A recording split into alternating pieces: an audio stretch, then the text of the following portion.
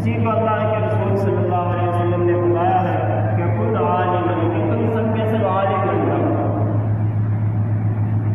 کہ سب کے سب عالم بن جاؤ، سب کے سب کو تمہیں دین کا مکمل علم حاصل ہونا چاہیے۔ ہر ایک مسلمان کو اتنا علم تو ضرور ہونا چاہیے کہ وہ اپنی بیٹی کا نکاح خود پڑھا سکے، اس کو اتنا علم ہونا چاہیے، اس کو اتنا علم ہونا چاہیے کہ اگر اس کا باپ بہت ہو جائے تو وہ اپنے باپ کی جنازے کی نماز پڑھا سکے، اس کو اتنا علم ہونا چاہیے۔ یہ ہر ایک انسان کی ذمہ داری ہے، اور اس سے جو ہے ہم لوگ آگے ہوئے، گنتی کے چند لوگ ہیں جو اس کام کو انجام دے رہے ہیں، ورنہ اکثر لوگ بالکل پورے ہیں۔ ہر ایک انسان کو ایسا ہونا چاہیے کہ اگر امام صاحب مسجد کے اندر نہیں ہے تو وہ اس لے کر کھڑے ہو کر نماز پڑھا سکے، اتنا علم ہونا چاہیے۔ یہ سنت یا مستحبات نہیں ہے، بلکہ یہ فرض کے درجے میں ہے، جس کو اللہ کے رسول نے فرمایا طلب العلم فریضۃ علی کل مسلم، وفی روایت اخری علی کل مسلمہ، کہ اللہ کے رسول صلی اللہ علیہ وسلم نے ارشاد فرمایا ہے کہ ہر ایک مسلمان پر دین کا علم حاصل کرنا فرض ہے۔ وفی روایت اخری، اور دوسری روایت میں یہ بات ہے کہ ہر ایک مسلمہ، یعنی ہر ایک مسلمان عورت پر بھی اتنا دین کہ وہ اپنے جو مسائل ان کے ہیں ان کے اعتبار سے اپنے آپ کو دین اسلام پر ڈھال سکے، ان کو اتنا علم حاصل کرنا یہ بھی فرض کے درجے میں ہے۔ باقی پورے دین کا احاطہ کرنا، پورے ایک ایک جزیات اور ایک ایک مسئلے کا علم حاصل کرنا، یہ ایک مستحبات کے درجے میں، فرض کفایہ کے درجے میں ہے کہ آدمی اس کے لیے چند آدمیوں کا ایسا ہونا ضروری ہے کہ وہ جو پورے دین کا احاطہ کی ہوئی ہو، وہ قرآن کریم کی تفاسیر بھی جانتے ہوں، احادیث رسول کی تشریح بھی جانتے ہوں، کہ ایسے لوگوں کا ہمارے معاشرے کے اندر ہونا یہ فرض کفایہ کے درجے میں، وہ اس کو علماء کرام یہ بات نبھا رہے ہیں۔ لیکن ہر ایک مسلمان کا اتنا علم حاصل کر لینا کہ وہ اپنے ضروریات، اپنی نماز صحیح پڑھ سکے، اور اگر وقت پڑے، ضرورت پڑے تو وہ نماز پڑھا بھی سکے، اتنا علم ضروری ہے۔ اور اللہ تعالیٰ نے قرآن کریم کے اندر جہاں پر یہ بات ارشاد کی ہے کہ تم لوگ علم حاصل کرو، اور علم کی اللہ تبارک و تعالیٰ نے ایک ڈیفینیشن، ایک کیفیت بیان کی ہے کہ تمہیں کس اعتبار سے اس کو حاصل کرنا ہے۔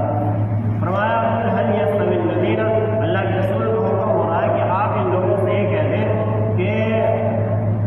جو لوگ جانتے ہیں آپ ان سے معلوم کر لیں، قل هل يستوي الذين، کہ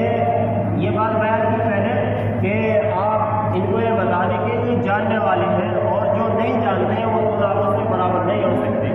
وہ بالکل الگ الگ ہے، کہ ان کے اندر زمین و آسمان کے برابر کا فرق ہے۔ ولا الظلمات ولا النور، کہ ایک اندھیرے میں ہے اور ایک تاریکی میں ہے، کہ ایسا نہیں ہے کہ دونوں کے دونوں برابر ہیں۔ لیکن اللہ تبارک و تعالیٰ نے بتایا ہے وَلَقَدْ يَسَّرْنَا الْقُرْآنَ لِلذِّكْرِ فَهَلْ مِن مُّدَّكِرٍ، کہ ان لوگوں کو بتا دیں کہ قرآن کریم کو ہم نے یاد کرنے والوں کے لیے اور دینی علم حاصل کرنے کے لیے بہت ہی آسان بنایا ہے۔ اگر آدمی اپنی روزانہ کی ضرورتیں پورے کرنے کے لیے، اپنے گھریلو مسائل، اپنی زندگی کے مسائل قرآن کریم کے اعتبار سے اپنے آپ کو ڈھالنے کے لیے ان کو کوشش کرے سیکھنے کی، تو بہت مشکل بات نہیں ہے، بہت آسان بات ہے۔ اصل چیز یہ ہے کہ انسان کو اس بات کا علم ہو جائے کہ یہ چیز حرام ہے اور یہ چیز حلال ہے، کہ کیا اللہ کے رسول نے چیزیں ہمارے لیے حرام کی ہے اور کیا اللہ کے رسول نے ہمارے لیے کیا چیزیں حلال کی ہے، ان چیزوں کا ہمیں علم ہو جائے، یہ ضروری بات ہے۔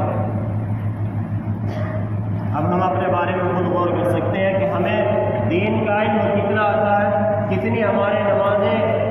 نمازیں کتنی مسائل کے اعتبار سے، شریعت اسلامیہ کے اعتبار سے کتنی درست ہیں،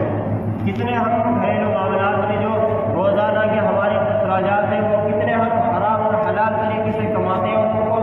حرام یا حلال طریقے سے کیسے ہم ان کو خرچ کرتے ہیں۔ اسی کو اللہ تعالیٰ نے فرمایا وَحَمَلْنَاهُ فِي الْبَرِّ وَالْبَحْرِ کہ ہم نے اس انسان کو اس کے علم کی وجہ سے اس کو سمندر میں اندر بھی چلا دیا. آدمی کو اگر کسی چیز کے بارے میں علم نہ ہو تو وہ کہیں نہیں جا سکتا. کسی کو کہیں جانا ہے تو اس کے بارے میں پہلے اس کو جانکاری لینی ہوگی.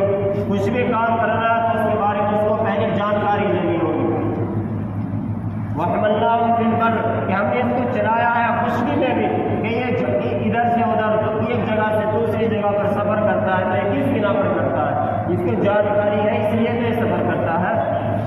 فِي الْبَرِّ وَالْبَحْرِ اور ہم نے اس کو سمندروں کے اندر بھی چلا دیا. کہ اللہ تبارک و تعالیٰ نے اس کو ایسا دماغ دیا ہے, ایسی عقل دی ہے کہ اس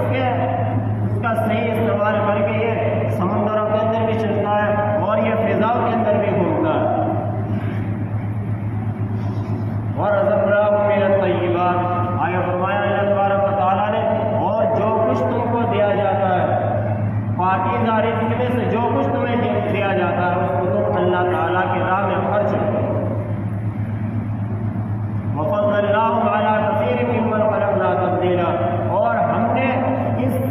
کائنات کو بنایا اور اس کے اندر ہم نے بہت سی مخلوقات کو بنایا ہے اور ان میں سے ہم نے جو فوقیت دی ہے جو فضیلت دی ہے وہ تو صرف بنی آدم کو دی ہے. ممن خلقنا تفضیلا کہ ہم نے بہت سی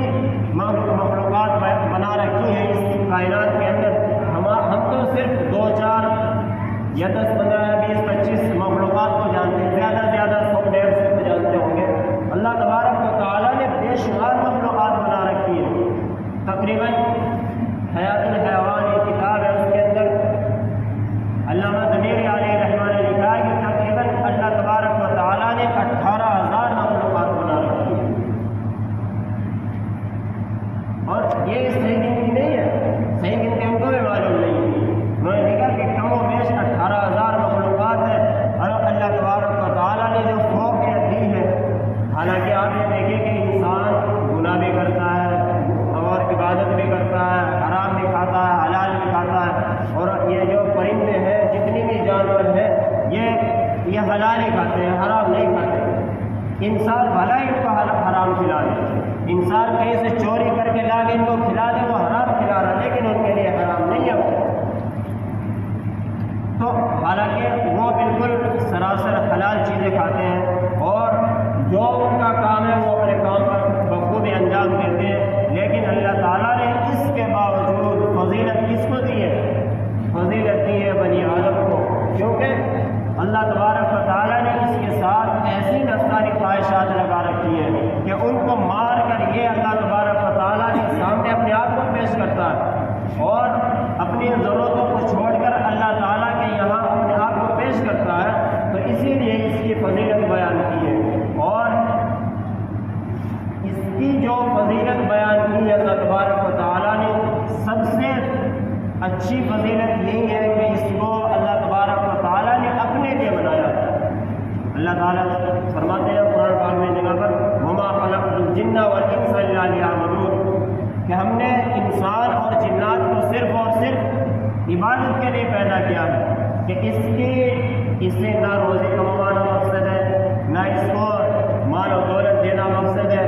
نہ اس کو عہدے اور منصب دینا مقصد ہے. اس کے تخلیق کا مقصد یہ ہے کہ یہ اللہ تبارک و تعالیٰ کے عبادت کرتا رہے. جیسے اللہ تبارک و تعالیٰ نے عبادت کا حکم دیا ہے اس اعتبار سے اپنے آپ کو لگاتا رہے, بس یہی اس کا حکم ہے. لیکن یہ بات ذہن میں آتی ہے کہ دنیا کے اندر رہتے ہیں تو بہت ساری ضرورت کے ساتھ لگی ہوئی ہے. اس کا طریقہ یہی ہے کہ اگر ہم ان کو شریعت اسلامیہ کے اعتبار سے کمایا جائے گا تو وہ بھی عبادت ہے. اللہ تعالیٰ فرماتے ہیں رجال لا تلہیہم تجارت ولا بیع عن ذکر اللہ کہ اللہ تبارک و تعالیٰ کے گھروں کو اور اللہ تعالیٰ کی مساجد کو ایسے لوگ آباد کرتے ہیں جو اللہ تبارک و تعالیٰ پر ایمان رکھتے ہیں. اور وہ ایسے لوگ ہیں رجال لا تلہیہم تجارت کہ ان کو یعنی ایسے لوگ ہیں کہ ان کی تجارت بھی اللہ تعالیٰ سے ان کو باطل نہیں کرتی ہے. یعنی ان کی تجارت کے اندر بھی اللہ تعالیٰ کی شریعت کو سامنے رکھ کر اپنی تجارت کرتے ہیں اور اس میں حرام و حلال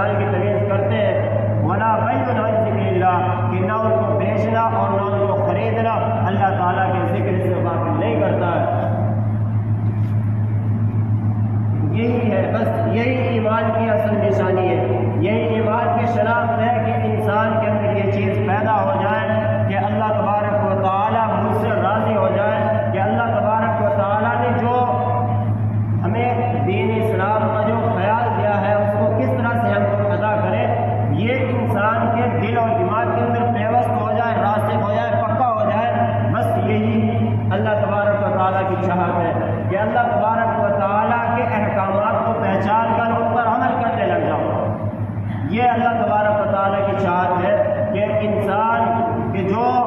بہت سی دنیا کی گہما گہمی میں پھنسا ہوا ہے، دنیا کی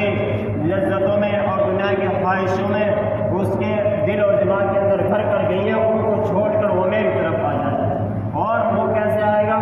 کہ اس کو ان سب چیزوں کے بارے علم اور جانکاری ہو جائے۔ جب تک کہ جانکاری نہیں ہوگی، جب تک کہ اس کا علم نہیں ہوگا، وہ ان چیزوں کی طرف نہیں آ سکتا۔ ہمارے یہاں تو بڑا اچھا ماحول ہے الحمدللہ، مساجد کے اندر بھی ہے اور مدارس بھی اللہ تبارک و تعالیٰ نے بہت ہی ہول سیل کے حساب سے دے رکھے ہیں، لیکن کچھ گزارشات ان لوگوں سے ہیں جو مدارس کو چندہ وغیرہ فراہم کرتے ہیں۔ وہ یہ خیال کر کے نہ دے کرے ہوئے کہ ہماری وجہ سے مدارس چل رہے ہیں، یا ہم کیا بہت ہی تکبرانہ لہجے کے اندر ان کو دے رہے ہیں۔ نہیں، وہ ان کی احسان ہے کہ وہ ہمارے پاس آ رہے ہیں۔ یہ کیونکہ جو ہم زکوٰۃ اور صدقات دیتے ہیں اس کے بارے میں قرآن پاک نے صاف اعلان فرما رکھا ہے کہ تم لوگ خود تلاش کرو کس کو دینا ہے۔ وہ ان کے پاس ایسا ماحول ہے کہ ان کے پاس ایسے بچے ہیں کہ وہ آ رہے ہیں ہمارے پاس، اور پھر ہم ان کو دے رہے ہیں ایسے تکبرانہ لہجے میں، اور ہم یہ چاہ رہے ہیں کہ ہو سکتا ہے کہ یہ مدارس ہماری وجہ سے چل رہا ہے۔ ایسا نہیں ہے۔ اللہ تبارک و تعالیٰ ایسے ایسے مخلص بندوں کو کھڑا کرتا ہے کہ جو ہماری قوم سے نہیں ہوتے، دوسرے قوم سے ہوتے ہیں، اور ان سے اللہ تبارک و تعالیٰ یہ کام لے لیتا ہے۔ تو کبھی بھی یہ خیال نہیں آنا چاہیے دل اور دماغ میں کہ یہ مدارس صرف اور صرف چند لوگوں کی وجہ سے، اور جو لوگ اس کام کو کرتے ہیں ان کی بھی یہ نیت ہونی چاہیے کہ ہم جو کچھ کر رہے ہیں یہ صرف اور صرف اللہ تبارک و تعالیٰ کے لیے ہے۔ اللہ تبارک و تعالیٰ ہمارے اس فعل سے راضی ہو جائے۔ اللہ تبارک و تعالیٰ ہی کے لیے ہم یہ کام کر رہے ہیں کہ جو ہم مدارس کو جو کچھ فراہم کرتے ہیں، مساجد کے اندر ہم جو کچھ دیتے ہیں، یا اسی طرح ہم کسی بھی بھلائی کے کام میں کچھ اپنا روپیہ کا پیسہ خرچ کرتے ہیں۔ دیکھو، زکوٰۃ کے علاوہ زکوٰۃ تو ایک متعین چیز ہے اور وہ سال کے اندر ایک مرتبہ ہے۔ آدمی کا جب مال پر سال گزر جائے اس پر وہ ایک مرتبہ زکوٰۃ فرض ہوتی ہے، لیکن اللہ تعالیٰ کتنی جگہ پر ارشاد فرماتے ہیں وَمِمَّا رَزَقْنَاهُمْ يُنْفِقُونَ کہ جو کچھ ہم نے تم کو دیا ہے اس کو خرچ کرو۔ اس کا کیا مطلب ہے؟ یعنی قرآن پاک کے اعتبار سے اور احادیث رسول کے اعتبار سے کہ تم پر زکوٰۃ کے علاوہ بھی کچھ اپنے مال کا حق ہے کہ اس کو تم دوسروں کو خرچ کرو۔ اور یہی ہے کہ تم اگر خود یہ کام نہیں کر سکتے ہو، خود پڑھ نہیں سکتے ہو، تو کسی کو پڑھا دو، کسی کی پڑھائی میں مدد کر دو، تمہارے لیے ذخیرہ آخرت بن جائے گا کہ تم لوگوں کے لیے ذخیرہ آخرت بن جائے۔ آدمی بڑی عمر کو پہنچ گیا ہے، اللہ تعالیٰ نے مال و دولت دیا ہے، فراوانی دی ہے، وسعت دے رکھی ہے، تو کسی ایک غریب کو اٹھا کر یا کسی بھی انسان کو اٹھا کر آپ مدرسے کے اندر ڈال دیں، اس کو دین کا علم حاصل کرا دیں، تو رہتی دنیا تک کہ جب تک کہ لوگ اس کے دین سے اور اس کے علم سے فائدہ اٹھاتے رہیں گے تو آپ کے نامہ اعمال میں ثواب لکھا جاتا رہے گا، وہ آپ کا رجسٹر چالو رہے گا۔ یہ ہماری کوشش رہنی چاہیے کہ ہم اس دنیا سے جائیں۔ دنیا کا کوئی بھروسہ نہیں ہے، میں آج یہاں بیٹھا ہوں تو کل نہیں ہوں، کوئی بھروسہ نہیں ہے۔ موت ایک اٹل حقیقت ہے، اس کو آنا ہے، کوئی اس سے بچ نہیں سکتا ہے، لیکن انسان کو اس بات کی فکر ہونی چاہیے، مسلمان کو اس بات کی فکر ہونی چاہیے کہ میں اس دنیا سے جاؤں تو میرا کوئی عمل ایسا ہو کہ جس کا مجھے اس دنیا سے جانے کے بعد بھی